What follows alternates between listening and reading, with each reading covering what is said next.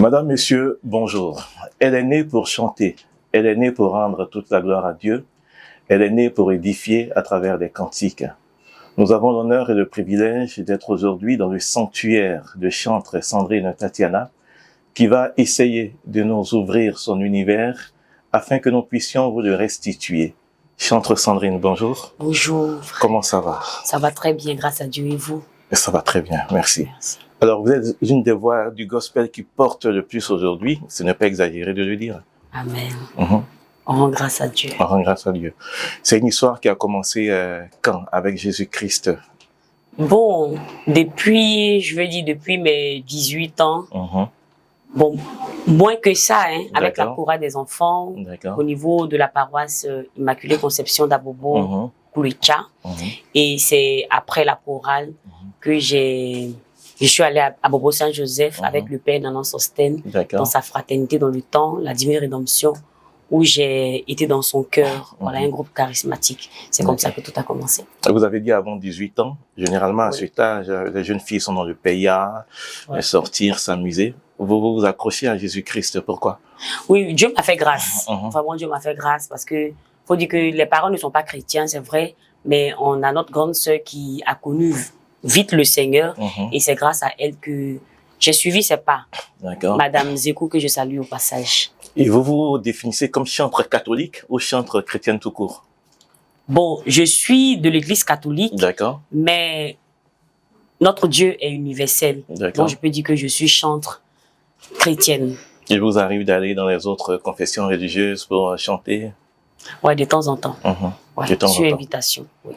D'accord, on va essayer de reconstituer un peu brièvement ce parcours. Vous commencez avec un BEP en secrétariat.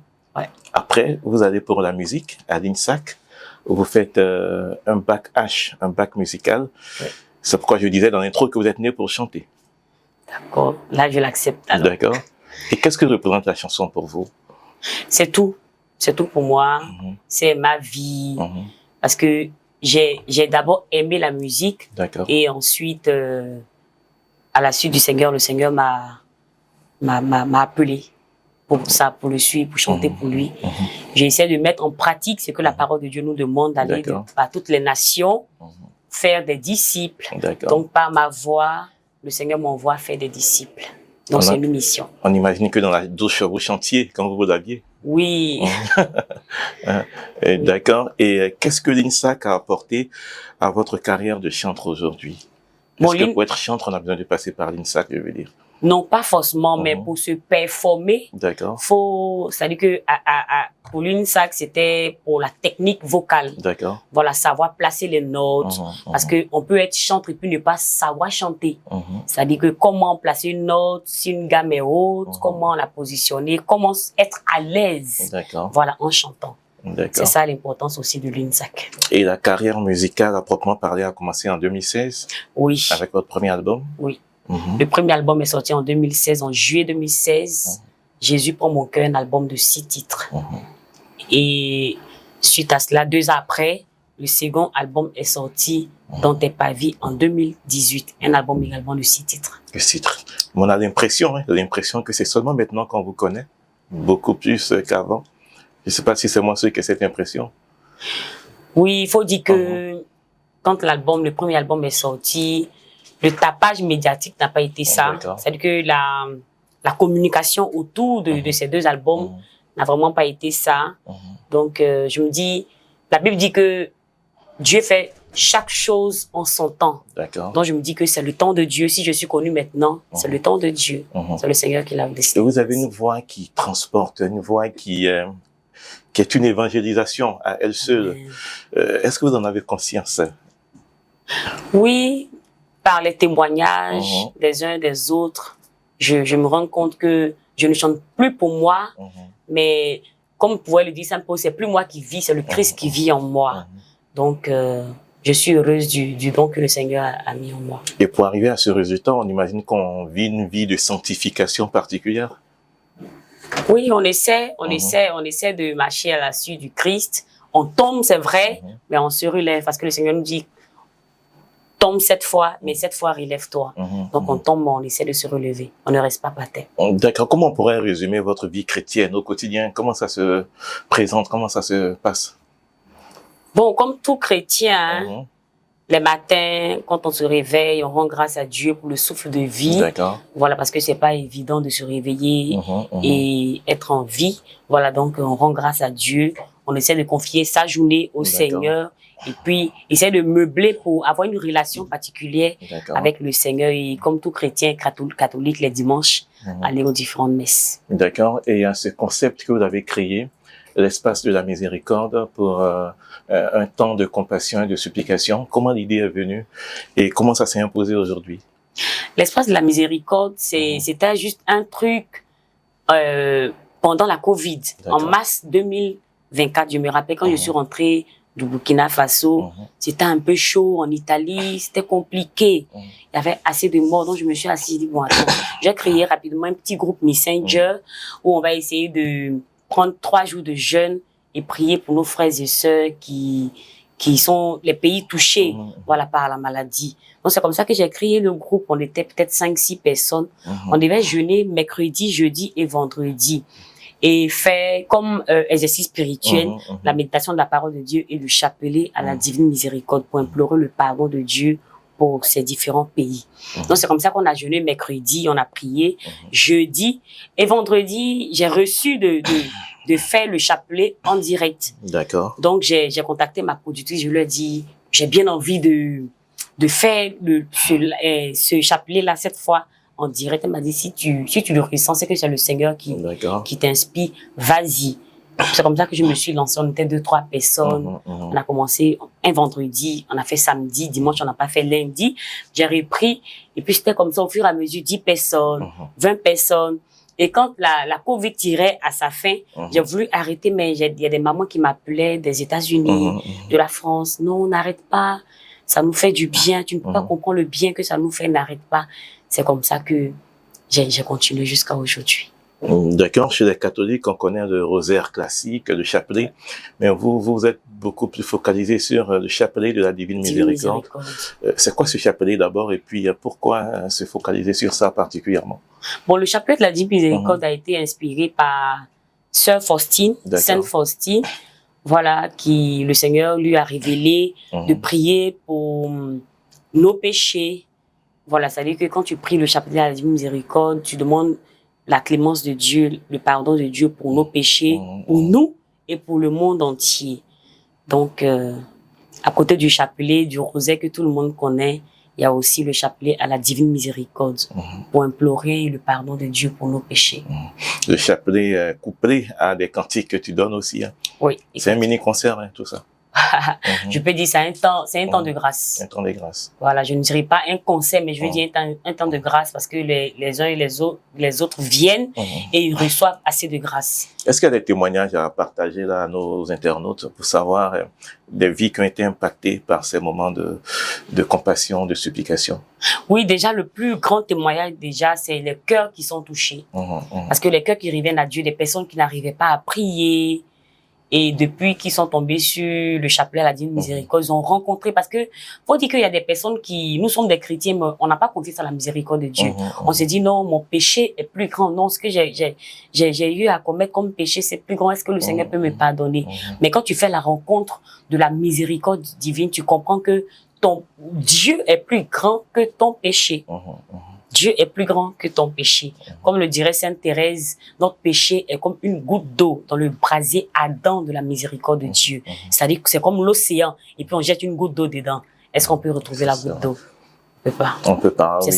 C'est ça le péché dans la miséricorde de Dieu. D'accord. Ouais. On va en venir au concert que vous avez donné le 6 octobre dernier. C'était à Bobo Kueka. Le nom de la paroisse, c'est Notre-Dame de l'Incarnation. Non, Immaculée Conception. Immaculée Conception à Bobo Kueka. C'était un moment particulier pour vous parce que vous retourniez là où vous avez commencé, hein, si je ne m'abuse. Oui, c'est ça. Comment vous avez vécu tout ce moment-là? C'était d'abord un mot. Faut dire que j'ai fait mes premiers pas à Immaculée Conception. Voilà, j'ai été baptisée là-bas. C'est là-bas que j'ai reçu la confirmation et tout. Avec la chorale, j'ai commencé mes premiers pas. Donc, il fallait que je retourne à Immaculée, rendre grâce à Dieu. Parce que l'action de grâce attire la grâce sur notre vie. Donc, il est important de marquer une pause pour rendre grâce à Dieu. C'est en cela que je suis retournée à Immaculée Conception pour dire merci à Dieu. Et j'étais vraiment heureuse de retrouver c'était d'abord des retrouvailles. C'est-à-dire qu'on s'est retrouvés avec des anciennes personnes qui n'étaient plus à Immaculée Conception. Et à côté de cela, le Seigneur s'est manifesté. Il y avait la présence de chantres comme Guy Chris. Oui, Guy Chris, Marius. Faut dire que je suis dans l'association des artistes chrétiens catholiques de Côte d'Ivoire, l'UNAC, et Guy est le président de l'association. Je suis la trésorière de notre association. Donc, ses frères et sœurs étaient tous là pour me soutenir. Et quels sont vos rapports avec les autres chantres des autres confessions religieuses? Bon, on a de bons rapports pour ceux avec qui je suis en contact. Voilà, bien sûr, on a de bons rapports. On a de bons rapports, c'est ce que je peux dire. De bons rapports. Et vous remettez le couvert pour le 24 de ce mois? Oui, le 24 novembre, avec la grâce de Dieu. 24 novembre, d'accord. Le 24 novembre, du côté de la paroisse Saint-Joseph, époux d'Abobo-Gare. Vous avez une histoire particulière avec Abobo? Oui, je suis née à Bobo, j'ai grandi à Bobo, donc je commence déjà tout à Bobo, et puis après, les autres paroisses viendront. Faut dire qu'à Saint-Joseph, là-bas, à Immaculée, c'est vrai que j'étais à la chorale, mais le ministère a commencé à Saint-Joseph. D'accord. À Saint-Joseph avec le père Sostène Nanan, où j'étais dans la communauté Divine Rédemption. Voilà, là-bas, c'était une fraternité, un groupe de prière. Donc, c'était un groupe charismatique. Donc, c'est là-bas que le ministère a commencé. Immaculée, j'ai commencé avec la chorale, la chanson. Mais à Saint-Joseph, c'est là-bas que le ministère a commencé. Et on vous voit aller pas à pas vers le palais pour ceux qui vous suivent. C'est l'un des objectifs, on va dire. Oui, pour 2025, avec la grâce de Dieu. 2025. Oui. D'accord. Alors, qu'est-ce que vous souhaiteriez que le corps du Christ retienne de vous, de tout ce que vous faites? Bon, j'aimerais déjà dire merci pour leur soutien, parce qu'il faut dire que grâce au réseau aujourd'hui, je ne passe pas inaperçu. Voilà, donc je peux déjà dire merci pour leur soutien et de prier pour moi. De grandes choses arrivent. Avec Dieu, nous ferons des exploits. Et derrière tout ce qu'on voit sur la toile, c'est une organisation. On a l'occasion de voir aujourd'hui que il y a une machine derrière.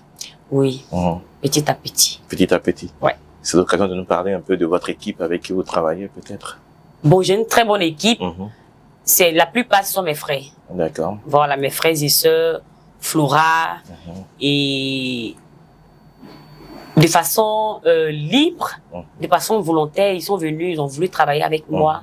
Et puis, je rends grâce à Dieu vraiment pour cette équipe dynamique là, parce que je ne leur donne pas 5 francs, ils ne me demandent rien, mais quand il y a quelque chose, ils sont là. Ils sont là, donc je veux rendre grâce vraiment à Dieu pour leur vie. D'accord. Une question qui intéresse peut-être les catholiques. Est-ce que chantre Tatiana est mariée? Pas encore. Pas encore. Elle n'est pas un cœur à prendre. Je suis célibataire, sans enfant pour l'instant. Mais je ne suis pas un cœur à prendre. Vous n'êtes pas un cœur à prendre. Oui. Et justement, pour les jeunes filles qu'on voit aujourd'hui, qui vivent, disent qu'elles ont trouvé le temps pour vivre, vous parlez du Seigneur, vous voulez impacter, qu'est-ce que vous avez à leur dire? À vos sœurs? Pas forcément pour les moraliser, mais leur parler à travers votre expérience. Je veux dire qu'en toute chose, il faut mettre Christ dans sa vie. On n'interdit pas à quelqu'un de s'amuser. On peut s'amuser. Moi, je ne vous dis pas que je ne m'amuse pas. Quand je suis en famille avec mes frères et sœurs, on essaie de s'amuser un peu. Mais faudrait qu'il y ait chaque chose, parce que la vie n'est pas éternelle. La Bible nous dit que on ne sait ni le jour ni l'heure où le Christ va venir. Donc je me dis toujours, moi, en plaisantant, je me dis, le jour où le Seigneur vient, il va me trouver où? Donc j'essaie avoir de bonnes positions, d'être bien, comme ça le jour où le Seigneur me prend au moins, je sais que j'ai une chance, quoi. J'ai une chance. D'accord, on va terminer avec ce titre qui est devenu l'hymne de certains chrétiens catholiques. Le cri de mon cœur. C'est quoi ce cri-là? Le cri de mon cœur, c'est le cri de tout un chrétien, même à part les chrétiens. C'est-à-dire de façon... C'est vrai que dans la chanson, j'ai pas pu énumérer tous les couplets, on peut pas tout dire, parce que la chanson peut pas faire 15-20 minutes. Mais c'est le cri de notre cœur. On crie à Dieu tous les jours, on a l'impression que le Seigneur ne nous entend pas, à cause des difficultés que nous traversons. Mais quelque part dans la chanson, ça veut dire que... J'ai dit au Seigneur, si tu entends ma voix, réponds vite à mon appel. Pour dire au Seigneur, mon cas est urgent. Mon cas est vraiment urgent. Entends, parce qu'il y a des orphelins, il y a des veuves, il y a des sans-abri. Faut sortir la nuit, t'as la nuit pour voir pour voir que comme la situation que tu vis là, tu es dans le luxe entre griffes. Parce que c'est vrai, tu n'as pas ce que les autres ont, mais tu es entre quatre murs. Ouais. Il y a des personnes qui dorment à la belle étoile. Donc c'est pour toutes ces personnes-là que je dis au Seigneur, entends le cri de mon cœur. D'accord, on va terminer avec forcément ce chant-là. Tu vas faire un bout. Le cri de mon cœur. Yesoué, Yesoué, yo yo yo, Yesoué, si tu entends ma voix. Yesoué, Yesoué, yo yo yo, Yesoué, si tu entends ma voix, si tu entends ma voix, si tu entends ma voix, yo yo yo, si tu entends ma voix, réponds vite à mon appel, orphelin que je suis, tous m'ont laissé, je n'ai que toi. Réponds vite à mon appel, réponds vite à mon appel, réponds vite à mon appel, yo yo yo, réponds vite à mon appel, Jésus, réponds vite à mon appel, réponds vite à mon appel, réponds vite à mon appel, réponds vite à mon appel. Réponds vite à mon appel. Ah, les portes me sont fermées. Viens à mon secours, Jésus mon sauveur. Réponds vite à mon appel. Trop belle chanson de chantre Tatiana. Un message pour le 24. Pour le 24 novembre. Là, pour l'événement du 24 novembre. Alors, restez à l'écoute. Voilà, vous aurez toutes les informations d'ici peu, sous peu. Voilà, donc, restez à l'écoute. C'est-à-dire que tu peux ne pas être à bobo, comme on a fait pour le 6 octobre.